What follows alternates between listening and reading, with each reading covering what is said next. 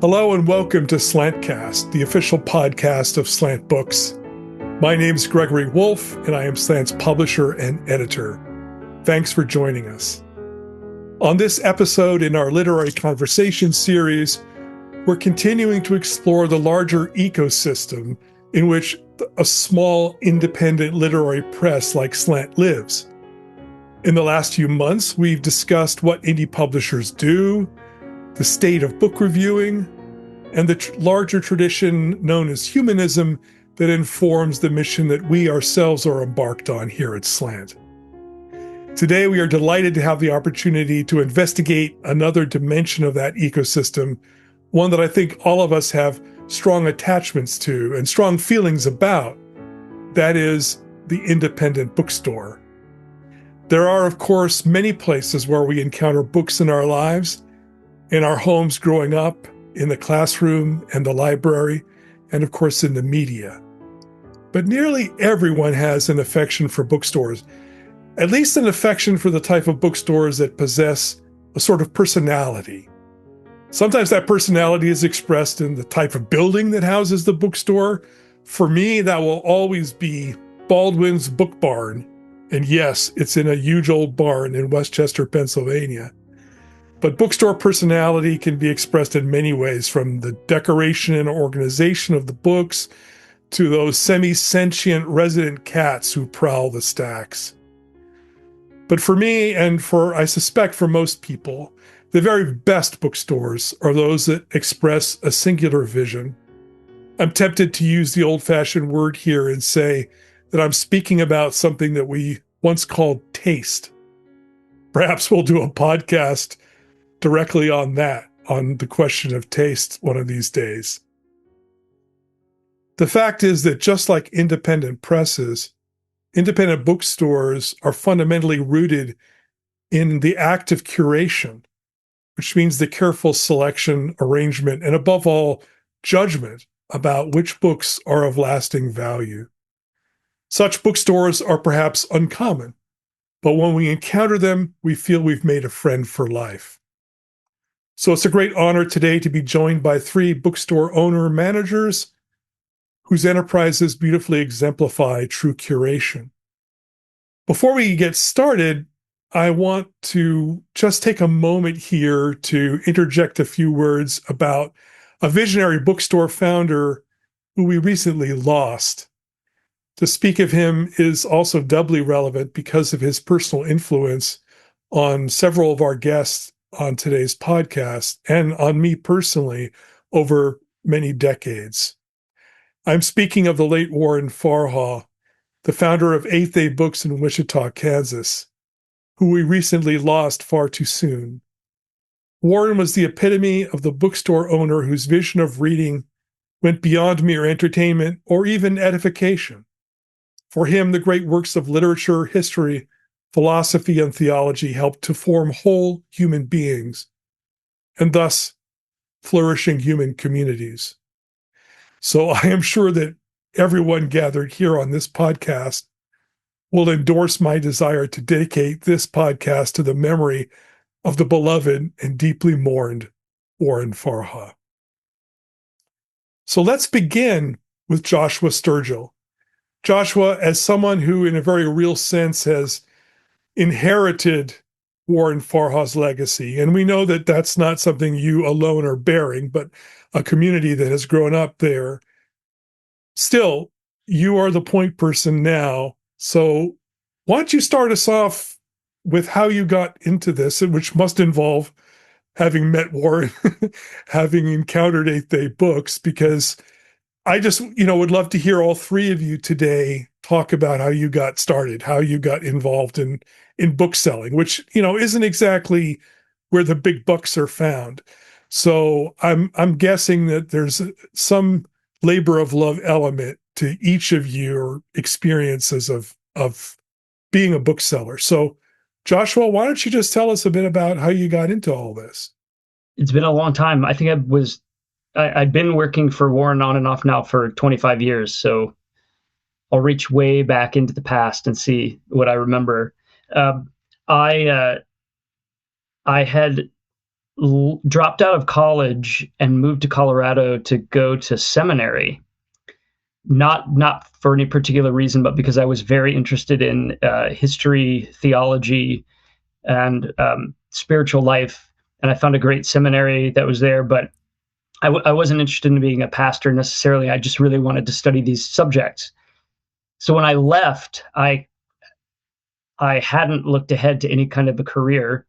My parents had moved to rural Kansas, just outside of Wichita, and I had a good friend who was working at Eighth Day, and she knew I needed help, and Eighth Day needed a part-time employee. So she called me, and I remember walking to the bookstore and immediately being reminded of the library that was down the street from my house when I was a child. I loved going to the library when I was a kid, and I had always thought of bookstores as being more like Starbucks or what's the old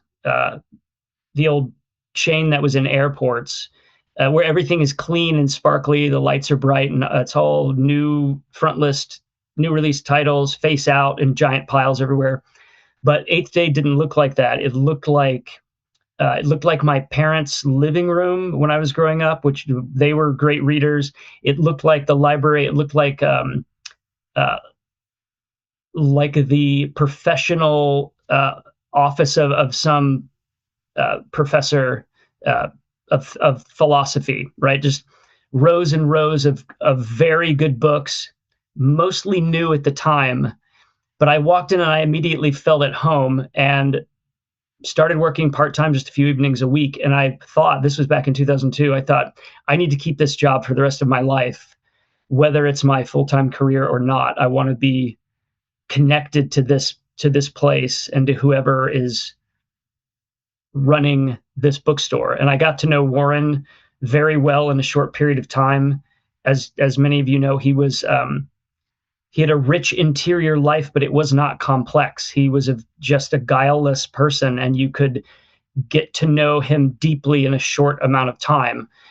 And he and I immediately had a connection in our love for books and our love for the subjects, literature, theology, and philosophy.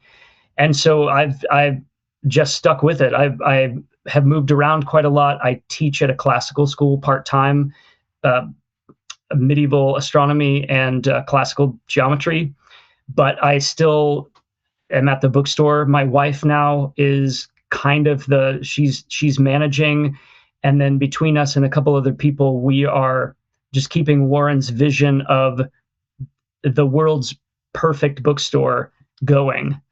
But I wasn't connected to the place because it caught me by the mind, but it really did catch me by the heart when I was there. And then the place leads to, or the place should lead to the community. And so this amazing community of thinkers and readers that are scattered all over, but definitely centered locally in Wichita. And so since it's been 25 years, my whole life has been shaped by a connection to the bookstore. The people in the community, the books that I've been introduced to, the travels that I've been able to do, because I do most of the on the road sales and the pop-up bookstores that we do around the country. That's been my job quite often. So much of my life is now tangled up with the bookstore that it's hard to take them apart. And so, yeah, Warren's passing has been kind of a bomb exploding, and I'm not sure exactly where all of the pieces are there, but I'm not sure how I'm going to get them all back into some kind of order. Still thinking about that. So that's maybe the short version of that story. Wonderful. We'll definitely be doubling back to you in just a moment to pursue some of those different dimensions. Now I'd like to ask David Kern of Goldberry Books in North Carolina to join us. And I know, David, you and I go back a number of years, and when we were working together at a postgraduate year of study program. And I know that we've traveled in similar circles, including an awareness of Eighth Day books, which I believe played a role. After you left that year of study program we were involved in, you founded a bookstore. So you are a founder too, and that takes some well, cojones, as they say in a certain language. And I know that Warren played a role in that. So tell us about your journey. Yeah. Well, thanks for having me on. I want to just say that I'm so glad that you are dedicating this episode to Warren. Um, he, as you say, he was like, I always say he was my bookstore mentor. And our bookstores aren't exactly the same. I don't think our tastes are always exactly the same. But man, he knew how to stick to what he felt like was his calling. I think he felt like it wasn't just his vision for a bookstore, but he had a vocation. And he stuck to that. And that also takes some cojones. And he's been doing it for, a long time. And, Eighth Day, went through a lot of lean times. And, Joshua knows all about that, but Warren would tell me those stories. And when we've had some lean times, which maybe we'll talk about over the 6 years we've been open, his words were what's ringing in my ear to, kind of keep at it. Like this, it is possible to stick to stick to it. So yeah, I'm so glad that you're dedicating and remembering him. And Joshua said that he was a guileless person. And I when people just talk about people who are saint-like, I'm not going to say that it's not my job. I should not be someone who is determining whether someone is a saint or not. It's not my calling, but I do think of him as being in many ways saint-like. And so, I just want to say how glad I am that we're remembering him.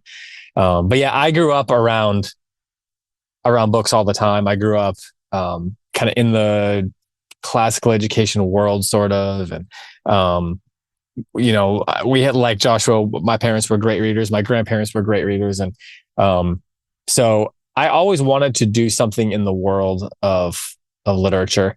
And we actually opened in COVID because things just with my life and with my job changed. And, my wife and I had spent, until we were married, we never lived in the same city. So we were throughout college and our dating years, we didn't live in the same city. So we would travel to meet up with each other, or go to each other's cities. And the big meeting place was always a bookstore. And one of the ways that we got to know each other was through talking about books, browsing together. And I really do believe there is like an art to browsing. And when you do it with somebody else, it's a really unique shared experience because your taste is being shaped, and also you're shaping other people's tastes. And like, there's bonds that are built through that process. And as we kind of, I don't know that we would have put it that way. We kind of learned about each other a lot through that. And then as our lives were changing, we started talking about the days of yore when we were younger, before we had children and all that. And we were talking about, wouldn't it be great one day to open a bookstore and to bring a bookstore to our town, which hadn't had one since the 50s or something like that. So as things changed in our lives, we just decided to take all the notes and ideas that we'd had over the years. And one of the ways that our tastes were shaped were through seeing Eighth Day book tables at various events. I spent a lot of time with Joshua. We just got to do it last week. We shared we shared a bottle of wine with our wives, and we talked about our favorite books in the industry, and we talked about Warren. But those browsing the Eighth Day table over the years has shaped our taste a lot. And so I went to Warren and I said, "Hey, what do you think about these ideas? Is this doable? Do you think we should do this right now? Is it a terrible time for it?" And he didn't tell me it was a good time for it, but he didn't tell me not to do it. And he gave me a lot of advice, and he really gave us a lot of inspiration. So in about 2000, we opened our shop in North Carolina.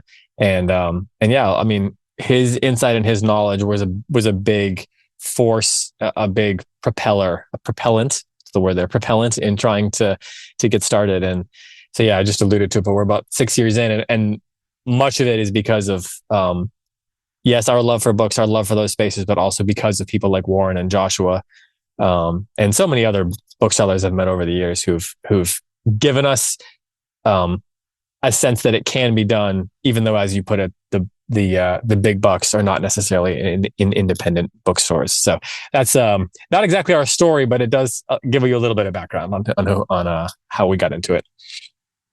Well said, though. Appreciated. Now, Byron, our third and final guest for today's podcast. Your story really in many ways parallels Warren's in that you have been at this for a long time. And so you bring that kind of true founder, long-term founder, owner, visionary to bear. So we would love to hear your story as well. Well, it is a real honor. And I'm, again, with the others, just so grateful that you're mentioning Warren. I know you were close to him, and just all of us couldn't believe, the shock of his death. He was the Festival of Faith and Writing in Grand Rapids, which I didn't make this year, but, then I had to do the Understory conference. There's things going on, and just everybody's experiencing this loss. I was shocked. I had corresponded with him just a couple of weeks before he passed. And so, yeah, thanks for mentioning him. And thanks to Joshua and David. Joshua, we've crossed paths before. David, I'm not sure we did. And I'm glad to know of your shop in North Carolina. Are you the same folks that publish Goldberry books? Yeah, that's us. We do that as well. Yeah. Like The Divided Soul by Heidi White. Yeah, that's us as well. Yeah. Holy smokes, that's a great book. Oh, thank you. I just sent it to somebody just this morning, or last night, who was picking up books to sell for us at a camp. And I said, you got to take a couple of these. So I had that book in my hand last night. Cool. Well, our bookstore is in Dallastown, Pennsylvania, which is a small town in south central Pennsylvania. My wife and I kind of grew up around here. I went to college out in western Pennsylvania in the 70s and hooked up with an organization that did campus ministry out there that was kind of unique. I'm an evangelical Protestant, I guess, ecumenical. But we worked for this organization called the Coalition for Christian Outreach, the CCO, that does campus ministry now all over the country. But it started in Pittsburgh, particularly with a vision to partner with local churches who are near campuses. So unlike some parachurch ministries, I don't know, Cru or InterVarsity or somebody, we partnered with churches near campuses. And the second thing that's sort of unique about the CCO was that they had this sort of vision of the faith that would resonate with your particular traditions, I'm sure, but the Christian faith that related to academics and philosophy and scholarship and vocation and calling and cultural engagement. And so we had this sort of sense of discipling and mentoring students to be thinkers, to read widely, to be involved in the world, but also to sort of take their studies seriously in a way that they would be able to work in the world as a holy calling. And so this idea that God cares about faith and science and politics and business and technology and art and literary criticism and technology. And so we would try to mentor students along those lines. When I worked in CCO, I would, the main campus I was at, the main major was engineering, which I knew nothing about. I was a special ed major in college.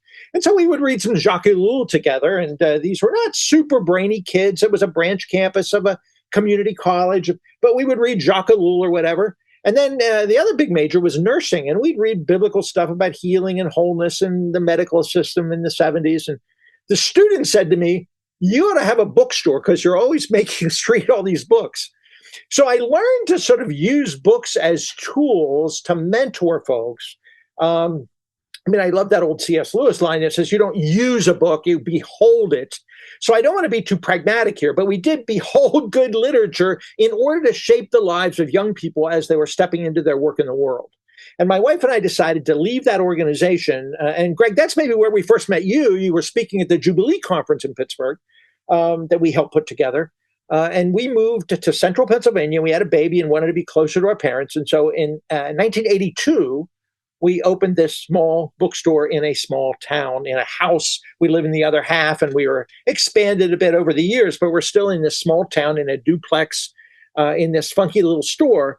We inherited in the early 80s the rise of the Christian bookstore, as they were called. There's not as many left anymore, and they sell more T-shirts and crap anyway. But we never quite fell for that. But that was sort of our model. We were in the CBA world, the Christian Booksellers Association, and they never knew what to do with us. We were told there aren't many bookstores like us. And pretty soon I learned about Eighth Day Books, and I looked up to them and realized when we grow up, we want to be like Eighth Day Books. And I told Warren, I'm just not, my tastes aren't his, and I'm not a classical guy. I don't know as much about fine early literature, but we still wanted to be like Eighth Day when we grew up. And people didn't know what to do with us. We opened our store and they would come in and see art and science and business and politics, and theology as well, Bible studies as well, congregational life as well. but they would see these sort of mainstream topics like any other bookstore, and they would say, well, we thought this was a Christian bookstore. Where's the Christian bookstore in Dallastown? You don't know whether to laugh or cry, that because you see books on science and pop culture and the arts, that means we're not the Christian bookstore. And then other people would walk in and say, is this place religious? So we sort of weren't quite in the ABA world. We weren't quite in the CBA world. And consequently, this niche drew us to always looking for unique publishers to carry, which leads us, I guess, to our topic of independent presses. We liked really kind of odd, eccentric books that sort of captured and spoke into this world that we were trying to create that was not quite the secularized ABA bestseller world, but yet wasn't quite the religious book world, whether it was Protestant fundamentalism or the Catholic bookstores. We weren't quite either of that. I spent a little time working for the Thomas Merton Center in Pittsburgh before we moved, and that introduced me to all kind of contemplative stuff. And so when we first opened our store, literally a petition got formed to boycott us because we carried contemplative spirituality. Richard Foster was big in those years. The Philokalia we had discovered. This was nothing new in church history, and to carry Thomas Merton and Teresa of Avila and so forth. But in the Protestant world, that was like weird. And they were passing rumors around that I had mind control, trying to control people's minds because we had all this meditation and Zen stuff. And it was just weird. Eventually, a lady came back and apologized once she began to realize that contemplative spirituality and monastic books are not the same as mind control and the occult.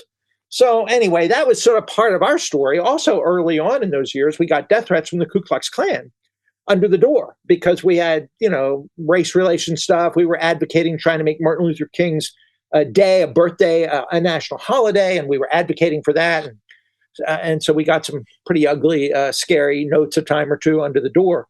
So we're in this small town that hates contemplative spirituality, even though we featured Thomas Merton, and didn't know we were a Christian bookstore because we had books on the arts. And then we're getting threats from the Klan. So, yeah, we started off in 1982, and it's been quite a ride ever since. The very first book we ever sold in our Christian bookstore was Les Miserables by Victor Hugo. And that was before the play, before the musical. Nobody knew about it, And we sold the very first book, and we thought, oh, this is a sign from God. It's going to be an okay thing if the very first customer that came in picked up Les Miserables from us. So that's a bit of our origin story, how this campus ministry in Pittsburgh shaped our sort of worldview and our sense of imagination, and then had us try to develop this store that was trying to do some special things. Oh, thank you, Byron. What a wonderful, colorful story that is. I'm smiling to myself because I'm trying to imagine Warren Farha's reaction to the notion of the Philokalia causing scandal and schism in the church. I think what you're describing is your, Byron, is this question of humanism and the way that, it actually does, push us, even as people of faith, towards this broader desire to cover all subject areas and to not necessarily throw a Bible quote at every subject before we even understand what the nature of the subject itself is in the first place. So that's a fascinating story in its own way. Well, let me go right to the jugular here, because you're all smart guys. You all know what the New York Times bestsellers are. You could stock them if you wanted to, and you probably do some, I'm sure. I don't, no judgment here, but you're not exclusively that way. So you've made a decision. You've made a decision that the store is going to, in a sense, make a trade-off between pure commercial consideration and something that you actually believe to be valuable. So what are the tensions? How do you create an environment where you're trying to be persuasive, right? You're trying to create an environment where people feel welcomed and guided and encouraged to perhaps go a further afield than they normally would, right? That to me goes to the heart of what we're talking about, because as an independent press, we're trying to publish books that are outside, as Byron put it, outside the categories, the boxes that are so often created, because so much of what's really creative, really emotionally resonant, isn't just filling out check boxes of popular approaches and styles, but it has that individuality. So individuality, I think, is what all of us are celebrating here, like an individual vision that we want to share with people, both in terms of the selection, the curation that you guys are doing, but also in the individual books. We're looking for that spark, that, that not big box, kind of pure paranormal team romance or other romantasy. Yeah, romantasy. So how do you each kind of make that trade-off in your own day-to-day life as someone in this position? Anyone can jump in here. I don't know what everyone else would say, but I think there is a thing that kind of evolves in some ways. I mean, I think that people come to independent bookstores, and it's interesting to me that you have 3 independent bookstores that are not in a major metropolitan area, here today. So maybe, I don't know what it would be like if you were owning an independent bookstore in New York, where there's, 300 independent bookstores, who you're competing with. But I think people come to independent bookstores because they're looking for it to be unique. We have a Barnes and Noble 20 minutes away, and I can't spend terribly much time thinking about competing with them. So I just think we have to be ourselves and have a reasonably clear sense of self, both in terms of the kind of things we want to put on the shelves, but also, it goes down to who you hire and how the kind of hospitality you offer, and all those sorts of things, I think, go into differentiating who you are. So I think what you actually put on the shelves matters, and that's the new stuff that comes out is, of course, going to vary in its quality, and so the more you can rely on things that have withstood the test of time and become part of the canon, and we're more about participating in the preservation of the canon and the continuation of the canon, and less about judging whether something ought to become part of the canon, I think is part of the, that does need to be done. And those conversations are fun, but I don't think I spend a lot of time thinking about that. So those are just a few thoughts that may have gone off the wall. May have been a little rogue there.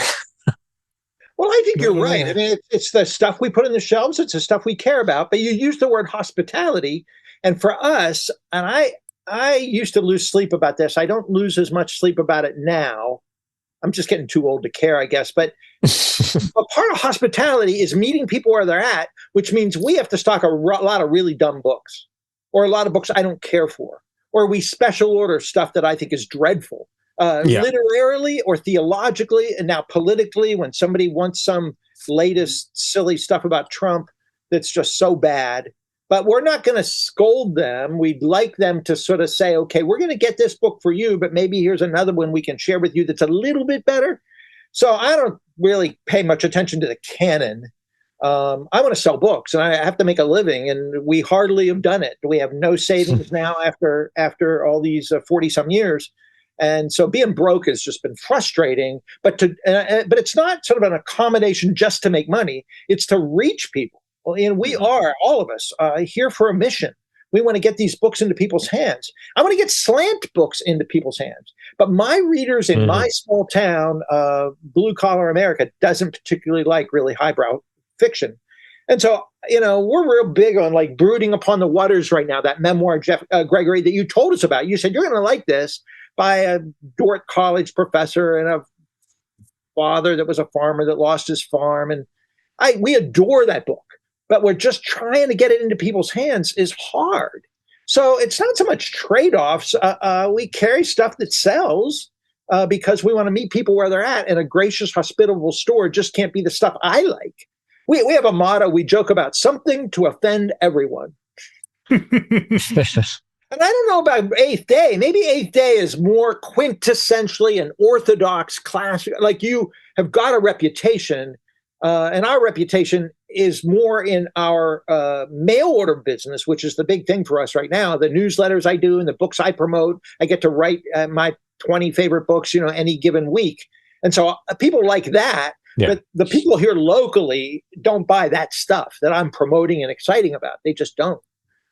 So it's tricky to sort of balance what you're saying, Gregory.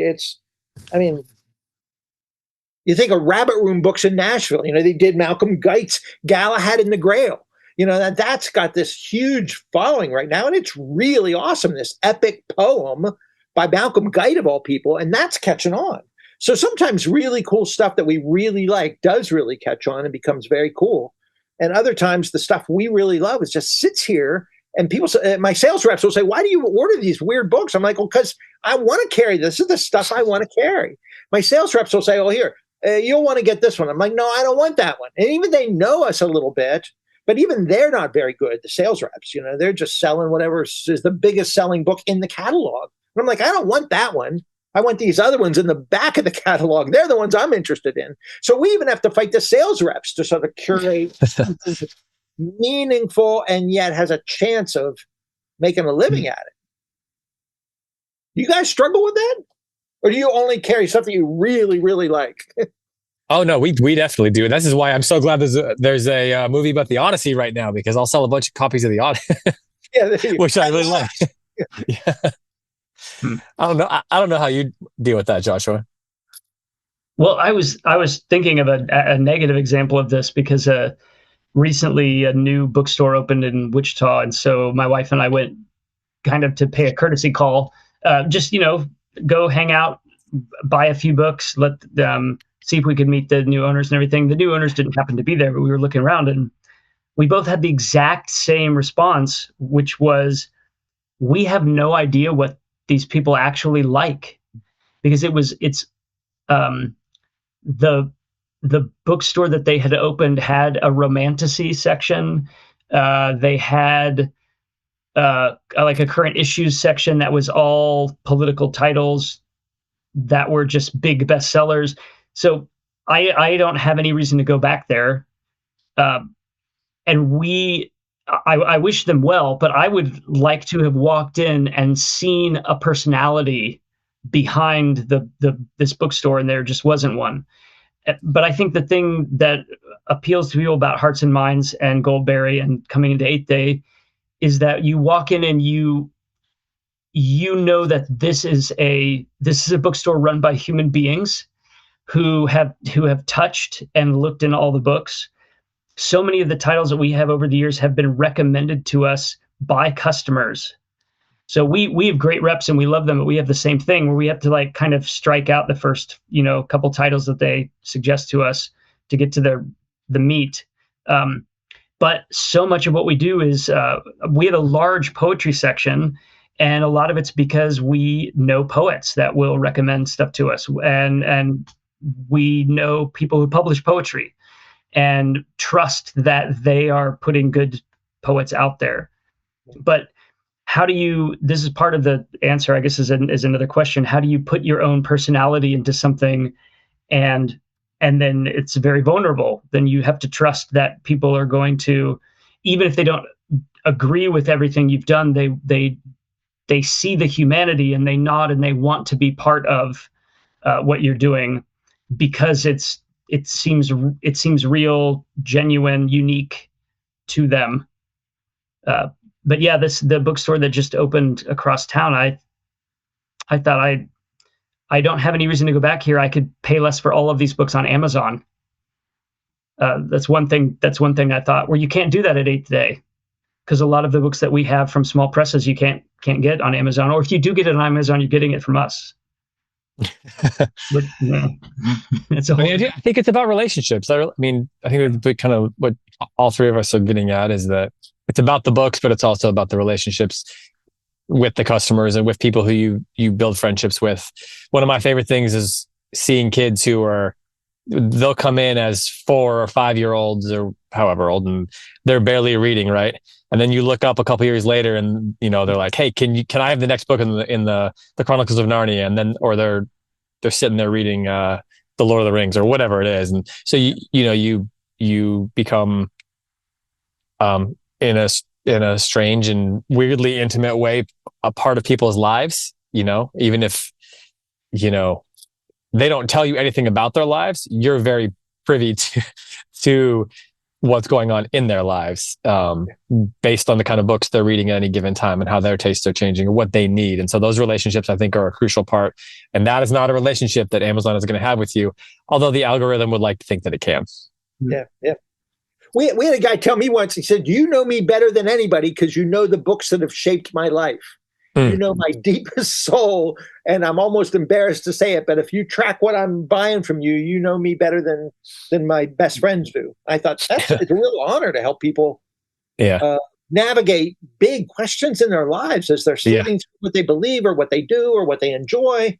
And the self-help kind of stuff. People are going through a hard time in their marriage and they need a book to kind of work through that stuff, but they have to be honest enough to tell you. So it's vulnerable to go up and ask for something in a category, that's related to something going on in your life. And you have to kind of be careful about that. Yeah. It's interesting, survival is is the common, challenge for all of us. And it's interesting that two of you have this mail order dimension, right? Both Hearts and Minds and 8, they have a pretty large mail order business. I mean, because your audience ultimately is now grown beyond the immediate, urban area that you're based in, or small town. Mm-hmm. I think one of the themes that I really keep harping on is the importance of yes, hospitality is the welcoming in. And that involves some compromise with what you sell and all of that. I get that part.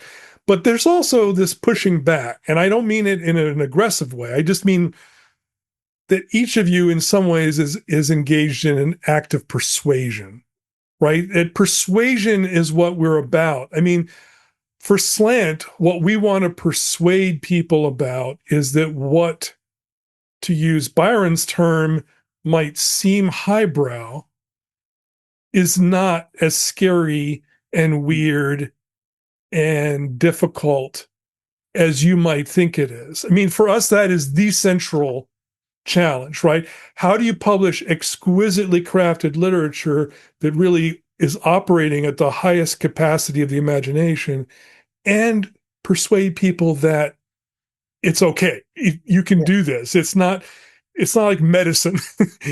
They can be as entertaining and fun and heartbreaking and beautiful as anything else. So you guys are essentially trying to say, hey, have you tried this? Have you thought about this? And your audience is, I don't know. So how do you, maybe there's a book that you successfully gotten somebody hooked in. Give us maybe some examples of where you feel that you've managed to be persuasive in a way that was fruitful. Have you made converts, I guess is another way of putting it.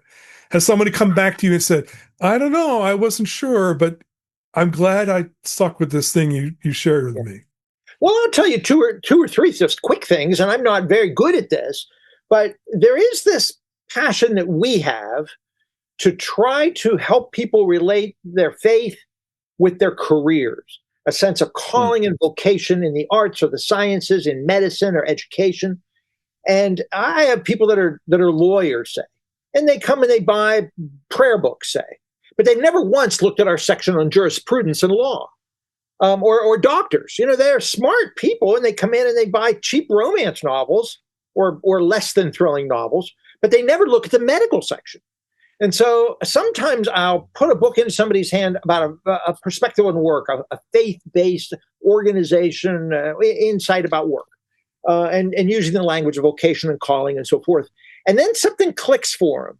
And then they're like, oh, I need to think what it means to be faithful and have integrity and a change agent in my own particular career, both the ideas about it and the practices that we do as we live into that world of whatever the profession is, farming or whatever. And so I've had some examples where people have just not cared or had any connection between the deepest things they believed on Sunday, say, and how they lived on Monday. They've just never thought about that. And eventually they catch a vision for that, and then they're reading some fairly serious stuff that's made a difference in their career area, or maybe caused them to think differently about their career area. So that's like one thing. Another thing would be the contemplative spirituality stuff. There's evangelicals that maybe they read books about prayer, or at least they talk about it, but they've never read anything really substantive in that field. And so you get slowly them reading, The Interior Castle or something, and it changes their lives. There's a book coming out on University Press, releasing in a couple of weeks, by a guy down south who was a customer of ours for years in a Pentecostal church.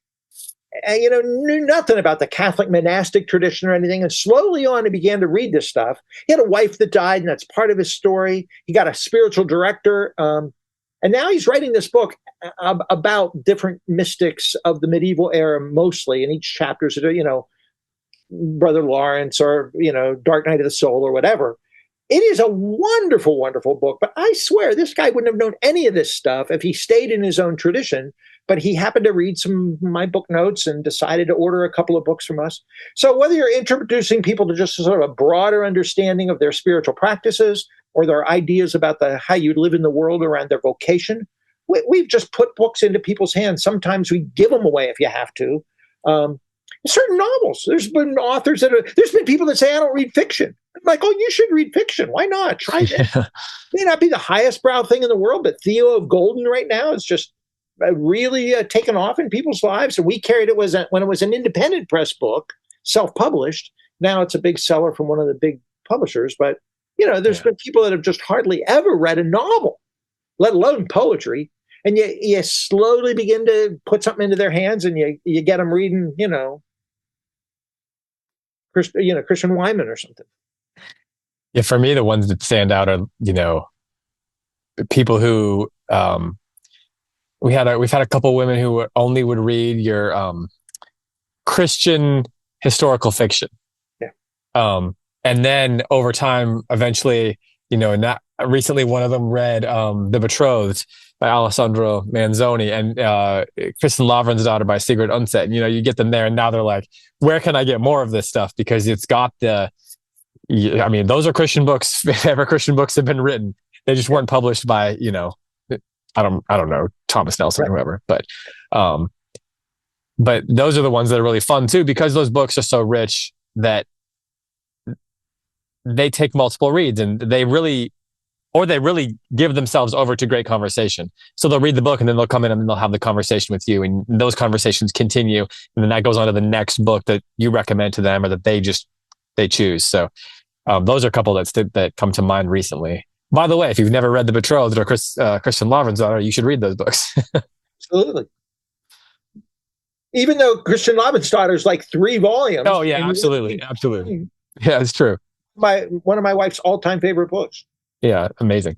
Joshua, when people come in your store, do they kind of know Warren's legacy and know the unique sort of tone of the stuff you guys sell? Or does people walk in off the street and they're like, what is this place? It's a good question. Both. It's very interesting how many people we get that walk in who are just locals, and they say, wow, I've driven past this bookstore for years, and I just decided to stop in today, and I didn't even know you guys were here. And then that same moment, there will be 2 or 3 people in the store who were driving across the country and made a detour to Wichita so that they could come and just hang out at the store because they know the reputation. But it's like the prophet is not without honor except in his own hometown. So it's really for us now, having been around for a while, it's quite a mix of people coming in that are longtime local customers and first-time local customers. The last couple of years, we've just had floods of early 20-something kids. I think of them as just young adults wandering into the store. They heard about a book or a subject or a Christian tradition they weren't familiar with. They heard it on a podcast. One of their friends is passing around a book, and so they came into the store looking for something spiritual, something historic. And I keep reading the statistics about how I don't know what generation we're on right now, but the current generation is not reading, but the ones that are reading seem to be finding our bookstore. Yeah. Because they show up with the tattoos and the crazy clothes and absolutely eager to learn. And these are really smart kids that have been, I think, kind of let down by public school education. And so they get out of high school and they suddenly are like, no, I really want to learn. And how do I get started? And so those are some of my favorite people to have conversations with, because they're really open. You can throw out a lot of ideas. One of the things I was just thinking of is how do you direct people when they get into the store? How do you get some of these good books? Some of it is the way that the store is divided. We don't have a classics section. So Kristen Lavren's daughter and like a contemporary novel that's currently popular, if we like it, they'll be they're in the same section. They're in our novels and stories section.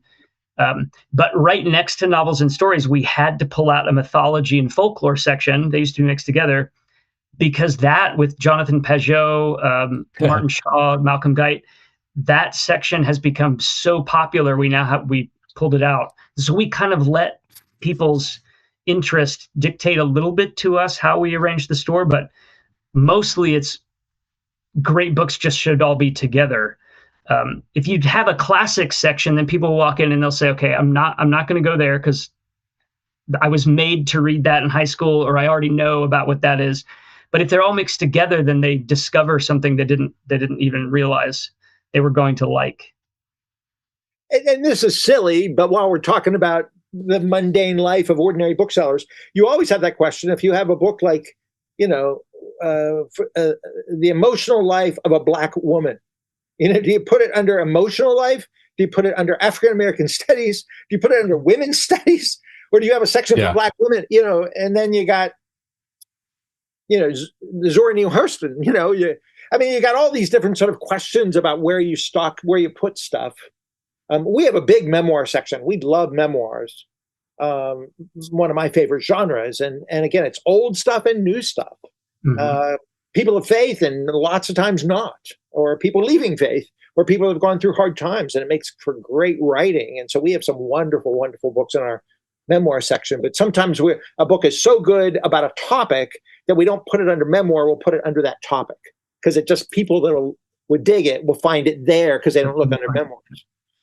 Well, that's one of the things that's great about independent bookstores, is that if I go to each of your two stores, I'm going to have a different experience, because you arrange things differently, or you're making specific choices, as opposed to, well, I guess one of the interesting things is, like, Barnes & Noble right now is having a bit of a resurgence, specifically because they stopped corporatizing everything. And, it took them almost, took bankruptcy for them to realize that was a good idea, which I find wildly bizarre. But, that's the experience that people want. And that's, if we don't lean into that, then we won't survive, Craig. Well, that's a good question that, we're talking about the survival and the generations. I mean, it seems like every other day there's some big article about the death of reading, right? And then there's all these contrary indications. Like, I came across a crazy figure about the number of new independent bookstores that were established in 2025 or something. I don't know whether it was 70 or 700, or I don't have the exact number, but I assume that you still have customers. There are people showing up. So yeah, I think that, where is the hunger? You were saying mythology and folklore. That's fascinating to me, because it means that there's this hunger for some kind of richness and density that the ancient and the mythic have, when compared to maybe the thinness of contemporary life, the thinness of memes and short attention spans, right? People want something that has juice in it. Yeah. Does Eighth Day and Hearts and Minds see a big difference between what walk-in customers are ordering and what your mail order sales are? We sure do, because we curate our newsletter that goes out, coach thing, and that's what people then order that week. The stuff that I'm promoting, and they'll add something else on maybe, and that's vastly different from the sort of ordinary folks that we see here day to day. When we go to conferences and events, and we don't do as much or as big of a job as Eighth Day, but we go out to do some things and events here and there, church gatherings or mainstream gatherings. And the sales at those events have been declining over the years. With a couple of exceptions, the attendance of those things, like clergy retreats or something in mainline denominational, Lutheran clergy are getting old, and so they're retiring. And so they come to the book table, and instead of buying 10 books, they're like, hey, do you want to buy some of my old books?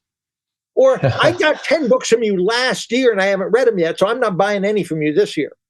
And there's half as many people at the event, and they're buying fewer books. So it's less profitable for us to go and drive for hours and set up all night and have a nice display for people, and then come home and realize you haven't sold half as much as you did the year before, which was half as little as you sold the year before that.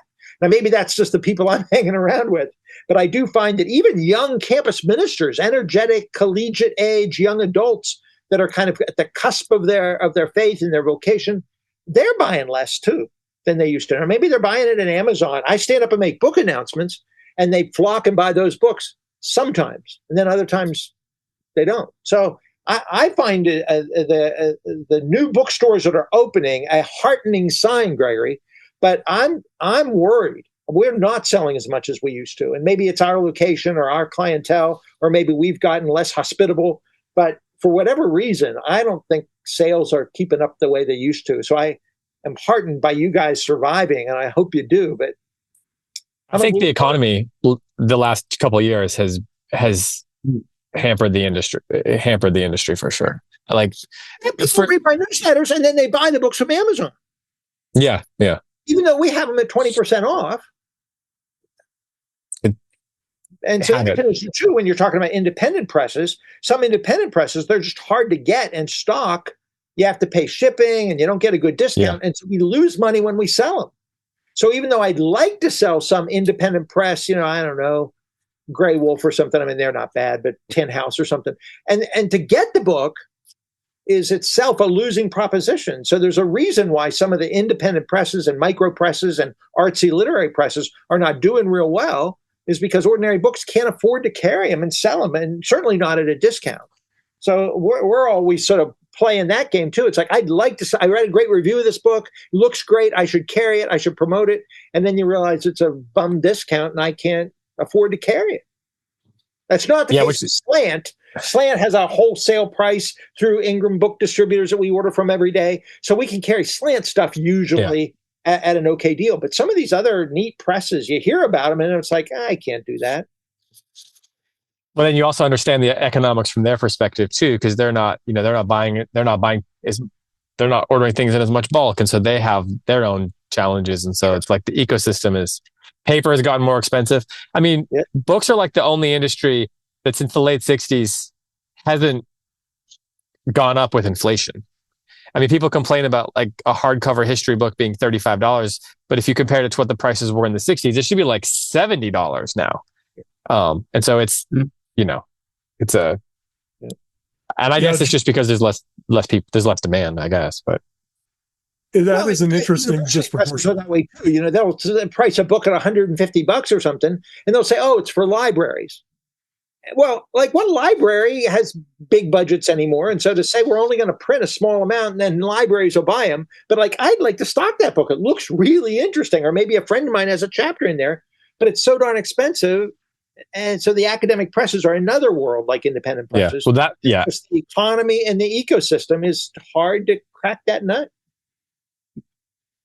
Well, and it is about trade-offs, because Slant participates in this.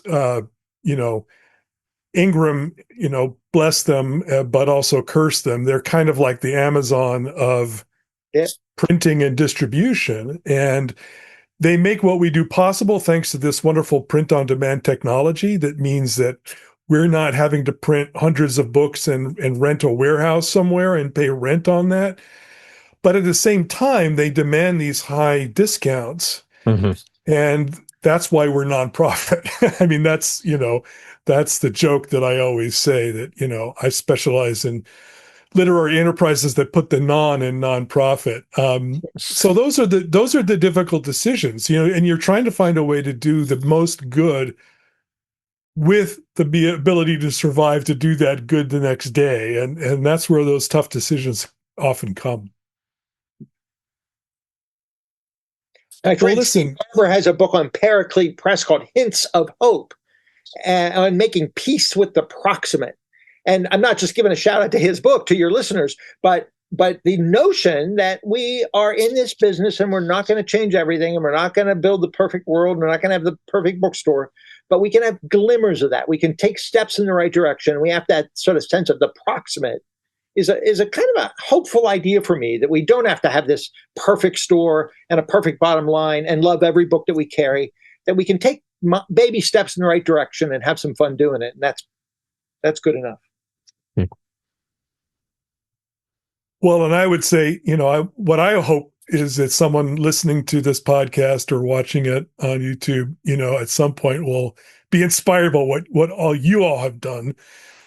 Because we have generational talent here today. That is people who were influenced and changed by decisions that people like Warren and Byron made many, many years ago to stick with this. So I guess that's the hope, that the sacrifice and the example, beget, that bring fruit. And this has been an absolutely fascinating conversation, and I'm really so glad. We guys obviously love you, and we appreciate that you are always open to listening about our latest releases, and we certainly are learning from you a lot constantly, what the feedback we get from you. So, all I can say is Godspeed, keep fighting the good fight, because you guys are at the heart of, I think, cultural renewal and social and cultural life. Thank you, Greg. That's very encouraging. It is. Yeah, and likewise. We'll see you down the road at one of these events where you all show up. So looking forward to that. It'd be great. And now to close us out, I'm going to ask Emily Kwilinski, Slant's managing editor, to just share a few final announcements with us. Yeah, thank you, Greg, and thanks everybody for taking the time today. I know you have busy days as booksellers, so it means a lot to us to spend time with you. And as always, we'll sign off with what to look forward to in the next episode of SlantCast. Our next release will take place on August 18th, when Slant will publish a new volume from poet Scott Kern. What makes words arranged on a page serve as a poem? Over the centuries, poets and critics have spoken of poetry as prospective, as opposed to retrospective, as generating openness, suggestiveness, connotative implication, ambiguity, and, as Scott Kern himself has said, recognizing the poem as a scene of meaning-making, rather than merely a document of meaning made. In each of these attempts to name the poetic operation of language, one common disposition obtains. A genuine poem is never finished in its effort to lead a reader into further meaning-making. One might say that the poem is a place, a semantic field, where a recombination of old things can give rise to a new thing. The poems offered in Against Certainty have been crafted to open up possibilities, not only for the reader, but also for the poet himself. As Cairns notes, both the form and the substance of these poems are the results of my writing to see what I didn't know to see, to say what I didn't know to say. A poem invites the reader to come to terms in order to appreciate them as the approachable terminus of new departure. Against Certainty is the culmination of 40 years of literary pilgrimage, resounding evidence that Scott Cairns has produced not only a richly layered body of work, but also a poetics that restores the craft to its ancient, enduring purpose. Don't forget to subscribe to SlantCast through all the major podcast outlets, including Spotify, Apple, Audible, and many others. A video version is also available on our YouTube channel. Finally, remember to tell all the truth, but tell it slant. Thanks again, and see you next time. you.